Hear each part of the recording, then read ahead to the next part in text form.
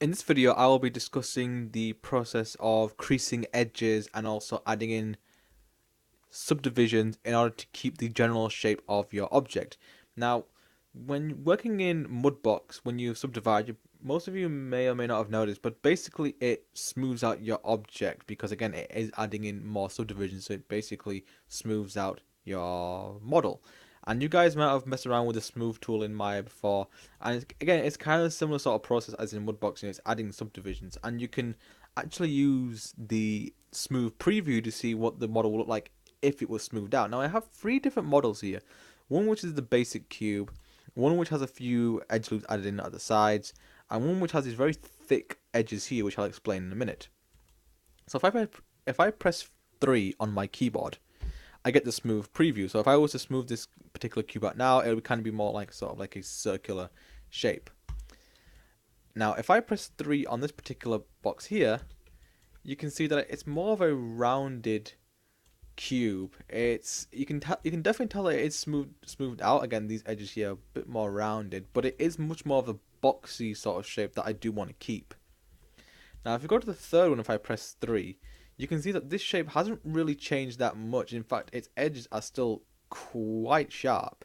Now, why do I need to know this? Why is this important? What is the point? Does it really make a much difference? Well, actually, yes. Yes, it does. Because you'll be working with various different objects, and if it's more like man-made stuff, maybe like say weapons, for instance, like the axe, there's going to be a lot of sharp edges to it, and you want to be able to keep those. However, if you're putting something into Mudbox and you're pressing Shift and D and you're subdividing it, you're basically smoothing it out, which means those sort of really sort of finer edges, like on a blade, for instance, are going to be completely lost unless you do something about it. And there are two different ways of doing this. One is by adding in edge loops. So for instance, maybe I want to keep this cube more like a cuboid when it is smoothed out. And I could, for instance, again, I could probably go, oh well, I could just bevel it, couldn't I? Technically, yes, but then again, you're going to run into the problems of having no quads and more triangles or vertices sharing 16 adjacent edges, for instance. And again, you can see here right now, even though I've beveled out these particular edges, even if I kind of mess around with it slightly, if I put in like say if I give it a 1 for instance right now, you got these sort of like triangles here, which again are going to cause issues in Woodbox, so you have to make sure that they are quads, and that's basically about adding an entire edge loop. So for instance, if I want to keep this as more of a cuboid shape when it's smoothed out, I go to mesh tools, for instance, insert edge loops, and I would strategically add in edge loops into this model, which I know will keep its shape when it is smoothed out. So for instance, I could put one here, somewhere at the top, and somewhere in the bottom like this. So now if I smooth it out, again you can see now that it has kept a sort of cuboid sort of shape. It is a little bit rounded, sure, it's definitely smoothed out, but it's no longer the sphere that it is when I would do the smooth preview. So now if I go to say mesh smooth, yep, this is much more like a cuboid as compared to say if I just smooth this out right now. So you can see that there's a huge wall of difference there, and it's extremely important to think about that. So if you are making more man-made stuff, if you are making like weapons and blades, etc., you need to start adding in those edge loops to around the edges of your object in order to keep its original shape. And that's essentially what creasing does. Creasing basically means, yeah, keep this particular edge intact, do not alter it or do not mess it up whatsoever. But unfortunately, the creases don't transfer over into Mudbox. So for instance, if I press 3 right now, again we can see that this keeps its smooth preview. And if I go to say mesh smooth, you can see again it has very much kept those edges intact. However, if I go to File, Send to Mudbox as a new scene, press Don't Save. So if I press Shift and D right now, and you can see that those creases didn't transfer over. I have double checked to see if there is a way to transfer them over. As of right now, I'm not sure that there is. However, what I've seen so far is people will originally crease their objects in Maya, smooth it out there as to make it sort of like a high poly base mesh, and then bring it over into Mudbox to add in that higher detail. So again, it's more preparation work within Maya as opposed to having the preparation stuff in Mudbox.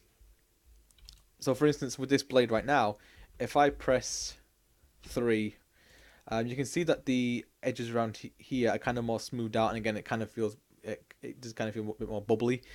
Even the blade part as well, I'm not liking the way that this is actually smoothing out at all. So I need to kind of go in, and maybe I could add in some more edge loops around here, for instance, to kind of help keep that particular shape. Maybe what I want to do is just use the crease tool. So for instance, if I go to edge right now, I could select every single edge if I want to, but sometimes it's a bit more better to just to strategically select your edges. That way you're not kind of wasting time with it. So for instance, I'm going to kind of get all these particular edges here.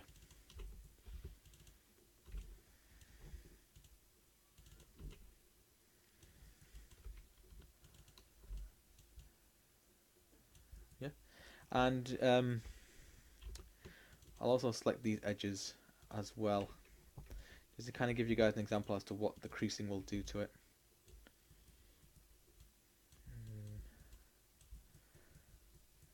I'll go for this one as well. Again, just to kind of highlight as to how this particularly works. Okay, so now I have my variety of different edges selected. Actually, you know what, just before I do that, I'll just probably select these ones as well. I'm being very pedantic right now for some bizarre reason, I'm not sure why. Okay, yeah, now I'm happy. So now I have my edges that are selected. So these are the ones that I want to keep creased. I want them to keep their hard edges. So what do I do next?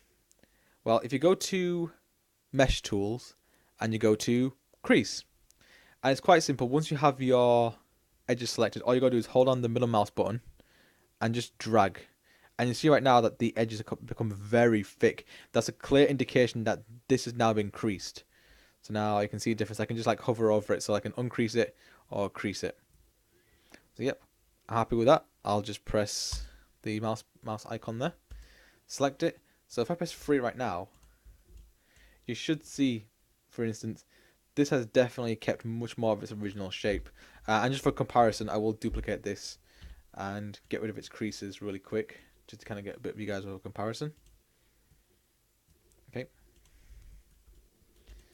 Now the one on the right has no creases. So if I press 3 right now, this one has the creases. And now press 3 on this.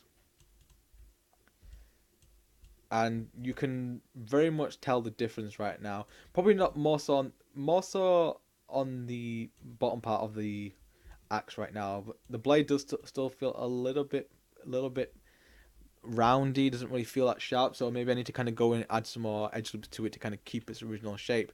But if I go to, for instance, the handle of this axe, again, if you look here, again, it does keep more of its original shape, whereas compared to this one, again, it's a bit more bubbly, a bit more rounded. So you can kind of see very much why you would want to add these particular creases. And once you're happy with that, you would go to Edit Mesh, Smooth, and you'd have this sort of this smooth crease version of this particular axe, and you would send that over into Mudbox. So do make sure that you prepare your model correctly. It might take a bit of practice, a bit of trial and error. So for instance, this axe, for instance, I do not think it's completely ready. Again, I would probably focus more on the sort of the details on the axe itself, so maybe some sort of like decals here, less so with the actual sort of sharp blade edges myself. But again, it's all about personal preference as to what you're trying to get out of your particular model. So what I would say is to think about your own model and add in those edge loops as well as creasing edges that you want to keep sharp and refined.